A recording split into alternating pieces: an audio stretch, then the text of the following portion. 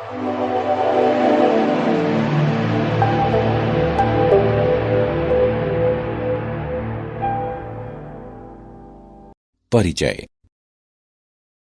मोहन और उसके पिताजी बालकोनी में खड़े हैं। वे प्रातःकाल की ताजी हवा का आनंद ले रहे हैं। मोहन सड़क की ओर उत्साहपूर्वक कुछ देख रहा है। पिताजी, बिजली के खंभों पर वह स्लेटी रंग का बॉक्स जैसा क्या रखा हुआ है? बेटा, वह एक ट्रांसफार्मर है। ठीक है पिताजी, और इसका उपयोग क्यों किया जाता है, कृपया मुझे बताएं। बेटा, इसका उपयोग विद्युत की वोल्टता कम करने के लिए किया जाता है। ऊर्जा केंद्रों पर उत्पादित की जाने वाली विद्युत की वोल्टता कई हजार होती है। ट्रांसफार्मर इस वोल्टता को घरों के लिए 220 वोल्ट तक तथा उद्योगों के लिए 440 वोल्ट तक कम कर देता है। ठीक है पिताजी, और मैं इस बारे में और भी अधिक जानना चाहता हूं। ट्रांसफार्मरों के बारे में और अधिक जानने के लिए तुम्हें प्रत्यावर्ती धारा के बारे में समझना होगा। तो चलो बच्चों, आज हम प्रत्यावर्ती धारा के विषय में अध्ययन करेंगे। उद्देश्य। इस पाठ के अंत में आप निम्न करने में सक्षम हो जाएंगे। श्रेणीबद्ध एलसीआर परिपथ का विश्लेषण करना, प्रतिबाधा त्रिभुज को निरूपित करना, एलसीआर परिपथ में अनुनाद की व्याख्या करना, एलसीआर परिपथ में अनुनाद की तीक्ष्णता का वर्णन करना, शक्ति गुणांक की गणना करना, एलसी दोलनों का वर्णन करना, ट्रांसफार्मरों को परिभाषित करना, ट्रांसफार्मरों के प्रकारों को समझना, ट्रांसफार्मरों में ऊर्जा क्षय का विवेचन करना।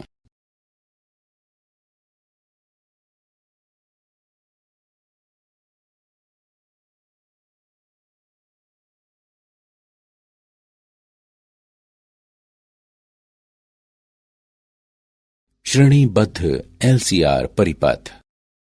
एक परिपथ पर विचार करें जिसमें प्रतिरोध R का एक प्रतिरोधक, प्रेरकत्व L का एक प्रेरक और संधारिता C का एक संधारित्र एक AC स्रोत पर श्रेणी क्रम में संयोजित हैं। माना कि स्रोत वोल्टता Vm sin ओमेगा t के बराबर है। लूप पर किरचॉफ का नियम प्रयुक्त करने पर हम प्राप्त करते हैं कि V बराबर VR plus VL plus VC। ऊर्ध्व अक्ष पर किसी क्षण में VR का प्रक्षेप VR के बराबर होता है, जिसका अधिकतम मान Im और R का गुणनफल होता है।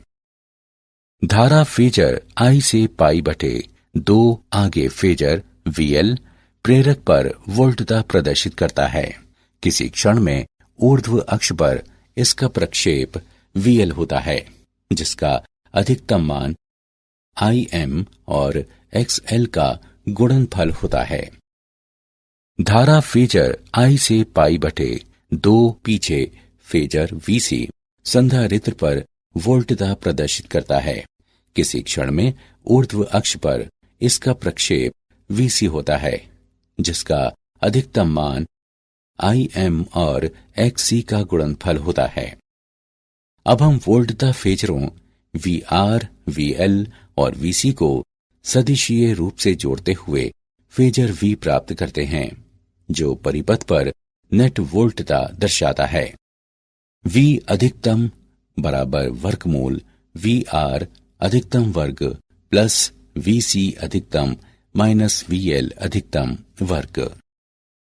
समकोण त्रिभुज नेट वोल्टता तथा कला कोण के अधिकतम मान का समीकरण प्रदान करता है। tan phi बराबर VC अधिकतम माइनस VL अधिकतम बटे VR अधिकतम। ओम का नियम प्रयोग करने पर हम पाते हैं कि Vm बराबर Im गुणे वर्गमूल R वर्ग प्लस XC माइनस XL वर्ग। हम परिपथ की प्रतिबाधा वर्गमूल R वर्ग प्लस XC माइनस XL वर्ग के रूप में प्राप्त करते हैं। अब उपरोक्त समीकरण निम्न रूप लेता है: Vm बराबर Im और Z का गुणनफल। हम इस समीकरण को निम्न रूप में भी लिख सकते हैं: Im बराबर Vm बटे Z या IRMS बराबर V RMS बटे Z। श्रेणीबद्ध LCR परिपथ का फेजर चित्र। हल। परिपथ के सभी बिंदुओं पर तात्क्षणिक धारा का मान समान रहता है। I बराबर Im sine omega t plus phi, जहां फाई स्रोत पर वोल्टता तथा परिपथ में धारा के बीच कला अंतर है। तीनों घटकों पर तात्क्षणिक वोल्टता के तात्क्षणिक धारा से निम्न कला संबंध होंगे। प्रतिरोधक VR पर तात्क्षणिक वोल्टता तात्क्षणिक धारा I के साथ कला में है। प्रेरक VL पर तात्क्षणिक वोल्टता धारा I से पाई बटे 2 आगे है। संधारित्र VC पर तात्क्षणिक वोल्टता धारा I से पाई बटे 2 पीछे है। प्रतिबाधा त्रिभुज। प्रतिबाधा त्रिभुज का उपयोग प्रतिबाधा की गणना करने के लिए किया जा सकता है। जब प्रतिरोध, प्रेरकत्व तथा संधारिता सभी परिपथ में उपस्थित हों और प्रेरक प्रतिघात तथा धारिता प्रतिघात के बीच का अंतर कुल प्रतिघात हो। Z बराबर वर्गमूल R वर्ग प्लस XC माइनस XL वर्ग। विकर्ण रूप में प्रतिबाधा Z के साथ समकोण प्राप्त होता है। राशि XL माइनस XC परिपथ का प्रतिघात कहलाती है, जिसे X से निर्दिष्ट किया जाता है। tan phi बराबर XC माइनस XL बटे R। LCR परिपथ में अनुनाद। अनुनाद ऐसे निकायों में घटित होता है जिनमें किसी विशिष्ट आवृत्ति से दोलन करने की प्रवृत्ति होती है। जब इस प्राकृतिक आवृत्ति के एकदम बराबर आवृत्ति वाला एक आवधिक बाह्य बल इस निकाय पर लगाया जाता है। अनुनाद में बाह्य आवधिक बल द्वारा निकाय को दी जाने वाली ऊर्जा अधिकतम संभव दर पर होने पर निकाय में विशाल आयाम वाली दोलन गति होती है। आवृत्ति ओमेगा नॉट, जिस पर धारा आयाम अधिकतम हो जाता है, परिपथ की अनुनाद आवृत्ति कहलाती है। ओमेगा नॉट बराबर 1 बटे वर्गमूल LC होता है। अनुनाद में धारा दोलनों का आयाम पूरी तरह से प्रतिरोध R द्वारा निर्धारित किया जाता है। Im अधिकतम बराबर Vm बटे R होता है। LCR परिपथ में अनुनाद में तात्क्षणिक धारा I तथा वोल्टता V कला में होते हैं। LCR परिपथ में अनुनाद की तीक्ष्णता। वैद्युतिक अनुनाद पर प्रतिरोध का प्रभाव अनुनाद वक्र की तीक्ष्णता को क्षीण करता है। प्रतिरोध जितना ही छोटा होगा, अनुनाद वक्र उतना ही तीक्ष्ण होगा। परिपथ का गुणवत्ता गुणांक Q ओमेगा नॉट L बटे R होता है या 1 बटे ओमेगा नॉट CR। गुणवत्ता गुणांक का उपयोग अनुनाद शिखरों की तीक्ष्णता को वर्णित करने के लिए किया जाता है। यदि R छोटा या L बड़ा है तो ये इंगित करता है कि अनुनाद अधिक तीक्ष्ण है तथा परिपथ अधिक चयनात्मक है।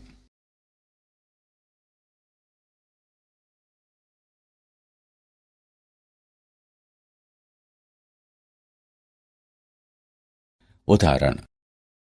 आइए LCR परिपथ में अनुनाद का एक उदाहरण देखें। LCR परिपथ की श्रेणी की अनुनाद आवृत्ति और Q गुणांक ज्ञात करें, जहां L बराबर 3 हेनरी, C बराबर 27 माइक्रोफेराड तथा R बराबर 7.4 ओम है। परिपथ की पूर्ण चौड़ाई अधिकतम आधे तक कम करते हुए इसकी तीक्ष्णता गुणांक 2 तक बढ़ाना अपेक्षित है। आइए इसका हल देखें। दिए गए मान हैं L बराबर 3 हेनरी, C बराबर 27 गुणे 10 की घात -6 फैराड, R बराबर 7.4 ओम। हम जानते हैं कि अनुनाद आवृत्ति 1/वर्गमूल LC होती है। अब मानों को रखते हुए हम अनुनाद आवृत्ति 111 रेडियन प्रति सेकंड प्राप्त करते हैं। Q गुणांक बराबर ओमेगा RL बटे R है। अब मानों को रखते हुए हम Q गुणांक 45 प्राप्त करते हैं। चूंकि Q R के व्युत्क्रमानुपाती है, इसलिए Q को दोगुना करने के लिए R को आधा होना चाहिए।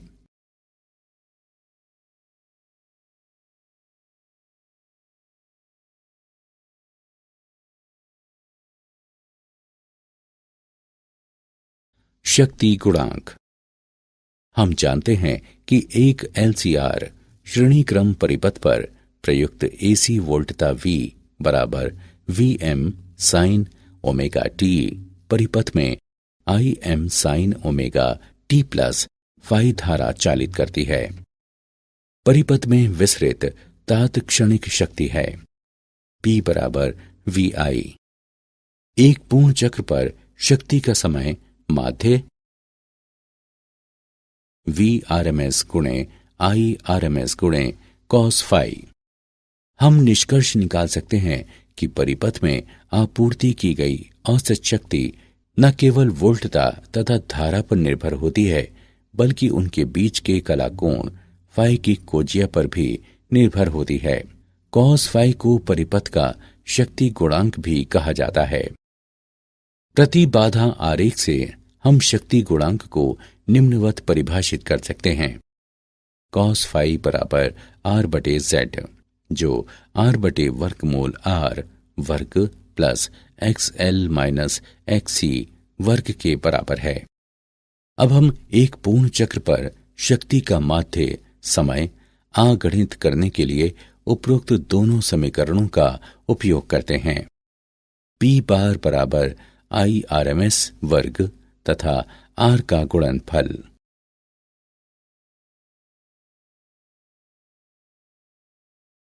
विभिन्न परिपथों में शक्ति गुणांक। प्रकरण 1। प्रतिरोधकीय परिपथ। यदि परिपथ में केवल प्रतिरोधक है तो फाई बराबर 0, cos फाई का मान बराबर 1। इसमें अधिकतम शक्ति क्षय होती है। P बार बराबर Vrms और Irms का गुणनफल। प्रकरण 2। शुद्ध प्रेरकीय या धारितीय परिपथ। यदि परिपथ में केवल प्रेरक या संधारित्र है तो फाई बराबर -π/2 या π/2। cos फाई का मान बराबर 0। इसमें शक्ति क्षय नहीं होती। P बार बराबर 0। प्रकरण 3। LCR श्रेणी क्रम परिपथ। यदि परिपथ में प्रेरक संधारित्र तथा प्रतिरोधक हैं तो cos फाई का मान 0 और 1 के बीच रहता है। ऐसे परिपथ में सदैव शक्ति क्षय होता है। P बार बराबर Vrms Irms और cos फाई का गुणनफल। प्रकरण 4। LCR परिपथ में अनुनाद में शक्ति क्षय। शक्ति केवल प्रतिरोधक में क्षयित होती है। LCR परिपथ में प्रेरक या संधारित्र पर ऊष्मा के रूप में शक्ति क्षयित नहीं होती।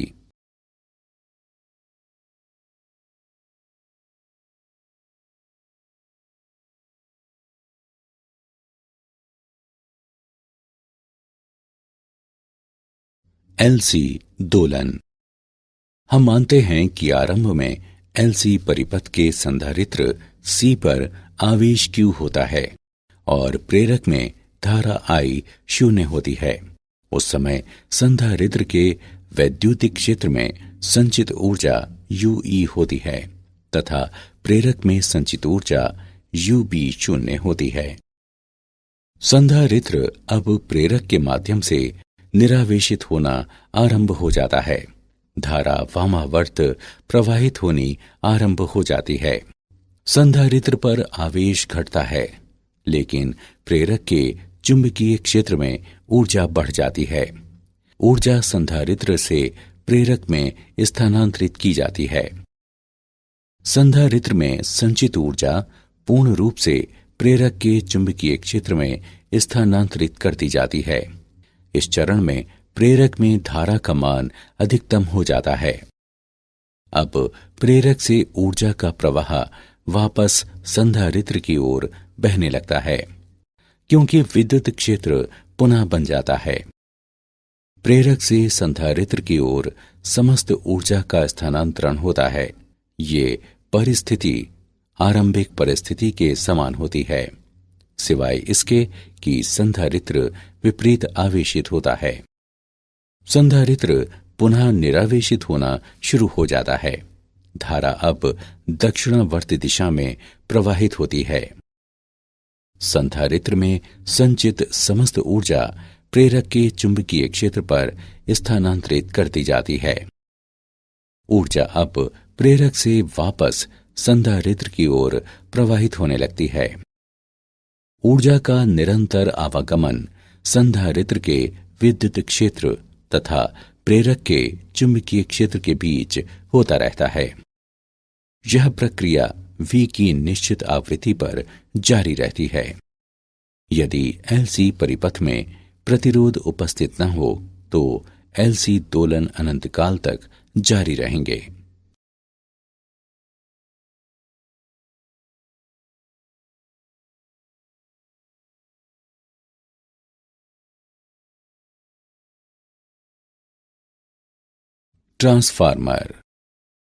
ट्रांसफार्मर ऐसी युक्ति होती है जो AC वोल्टता व धारा का आयाम घटाने या बढ़ाने के लिए उपयोग की जाती है।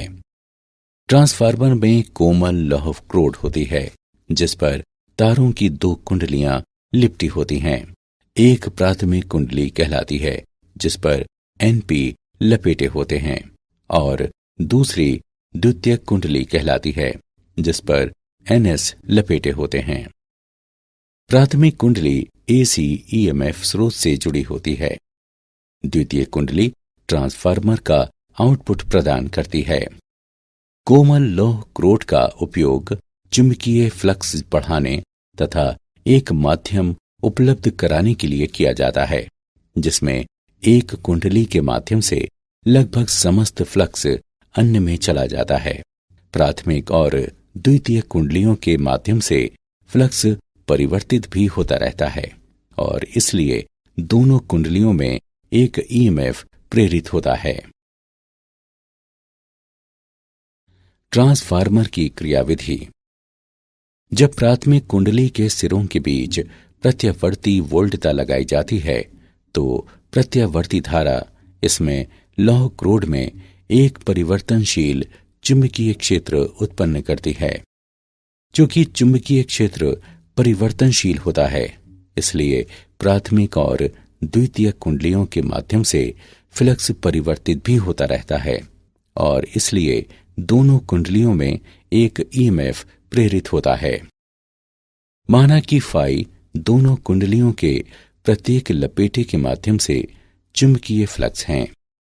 पारस्परिक प्रेरण के कारण द्वितीयक में EMF प्रेरित होता है। ES बराबर -NS d phi/dt। प्राथमिक कुंडली में स्वप्रेरण से EMF प्रेरित होता है। EP बराबर -NPd phi/dt। अब दोनों समीकरणों को विभाजित करने पर हम पाते हैं कि ES/EP बराबर NS/NP। ये समीकरण ट्रांसफार्मर समीकरण कहलाता है। इसे टर्मिनल वोल्टता के रूप में निम्नवत लिखा जा सकता है। VS/VP बराबर NS/NP अनुपात NS/NP ट्रांसफार्मर के लपेटों का अनुपात कहलाता है। ट्रांसफार्मरों के प्रकार। ट्रांसफार्मर दो प्रकार के होते हैं। उच्चाई ट्रांसफार्मर, जब द्वितीयक वोल्टता प्राथमिक वोल्टता से उच्चतर होती है तो ऐसा ट्रांसफार्मर उच्चाई ट्रांसफार्मर कहलाता है। अपचयी ट्रांसफार्मर, जब द्वितीयक वोल्टता प्राथमिक वोल्टता से निम्नतर होती है तो ऐसा ट्रांसफार्मर अपचयी ट्रांसफार्मर कहलाता है। वोल्टता को उच्चायित करने वाला ट्रांसफार्मर साथ ही साथ धारा को अपचयित भी करता है, जबकि वोल्टता को अपचयित करने वाला ट्रांसफार्मर साथ ही साथ धारा को उच्चायित भी करता है। IS/IP बराबर VP/VS बराबर NP/NS।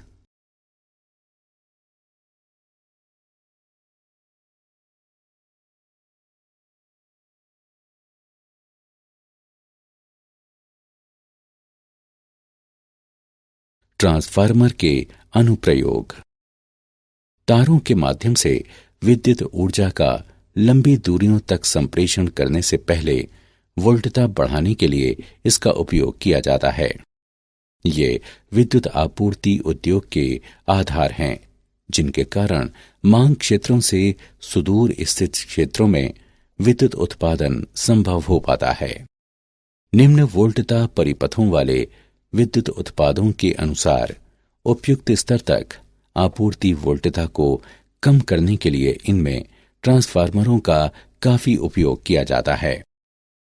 आवर्धकों के स्तर युग्मित करने के लिए और माइक्रोफोन व रिकॉर्ड प्लेयर जैसी युक्तियों को आवर्धकों के इनपुट से मिलान कराने के लिए सिग्नल तथा ऑडियो ट्रांसफार्मरों का उपयोग किया जाता है। ऑडियो ट्रांसफार्मरों के कारण ही टेलीफोन परिपथों में तारों के एकल युग्म में दो तरफा संप्रेषण कराना संभव होता है।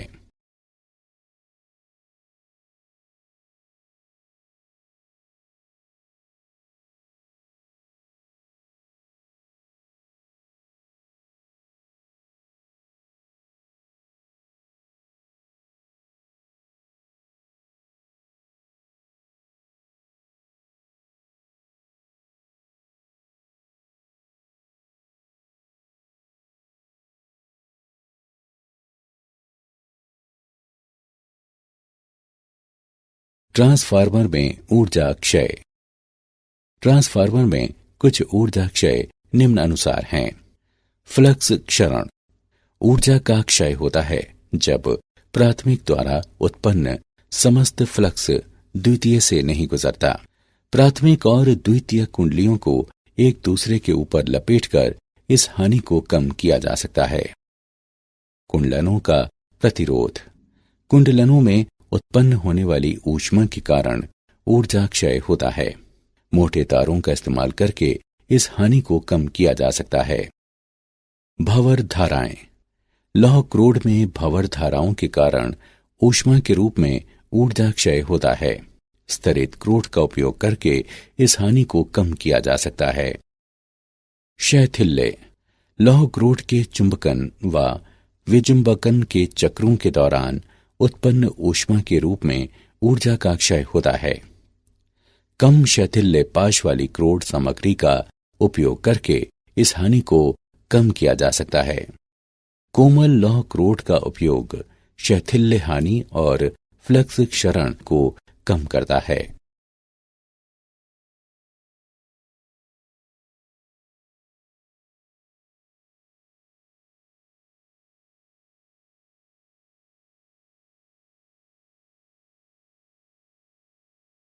क्या आप जानते हैं समानांतर अनुनाद परिपथ का उपयोग रिजेक्टर या फिल्टर परिपथ के रूप में किया जा सकता है। रेडियो ट्रांसमीटरों में ऐसे परिपथ उपयोग किए जाते हैं। सन 1826 में फ्रांसीसी वैज्ञानिक फेलिक्स सावेरी द्वारा ये खोज की गई कि संधारित्र विद्युत दोलन उत्पन्न कर सकता है। रेडियो आवृत्ति ट्रांसफार्मरों को उच्च आवृत्तियों की संकीर्ण परास में दक्षतापूर्वक प्रचालन करने के लिए डिजाइन किया जाता है।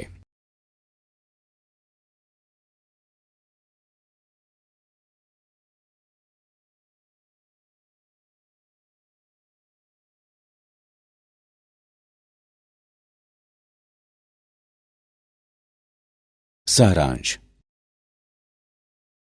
आइए हमने जो कुछ सीखा है उसे संक्षेप में दोहराएं। श्रेणीबद्ध एलसीआर परिपथ में प्रतिरोधक पर तात्क्षणिक वोल्टता तात्क्षणिक धारा के साथ कला में होती है। प्रेरक पर तात्क्षणिक वोल्टता धारा I से π/2 आगे होती है। संधारित्र पर तात्क्षणिक वोल्टता धारा I से π/2 पीछे होती है। प्रतिबाधा त्रिभुज का उपयोग प्रतिबाधा की गणना करने के लिए किया जा सकता है जब प्रतिरोध, प्रेरकत्व तथा संधारिता सभी परिपथ में उपस्थित हों। अनुनाद में बाह्य आवधिक बल द्वारा निकाय को दी जाने वाली ऊर्जा अधिकतम संभव दर पर होने पर निकाय में विशाल आयाम वाली दोलन गति होती है।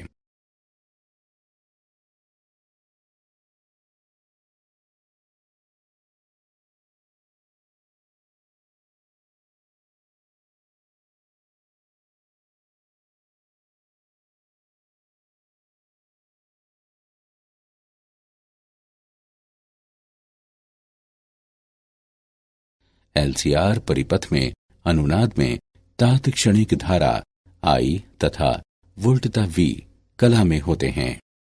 ट्रांसफार्मर ऐसी युक्ति होती है जो एसी वोल्टता व धारा का आयाम घटाने या बढ़ाने के लिए उपयोग की जाती है। ट्रांसफार्मर में कुंडलनों में उत्पन्न होने वाली ऊष्मा के कारण ऊर्जा क्षय होता है। मोटे तारों का इस्तेमाल करके इस हानि को कम किया जा सकता है। कोमल लौह क्रोड का उपयोग शैथिल्य हानि और फ्लक्स क्षरण को कम करता है।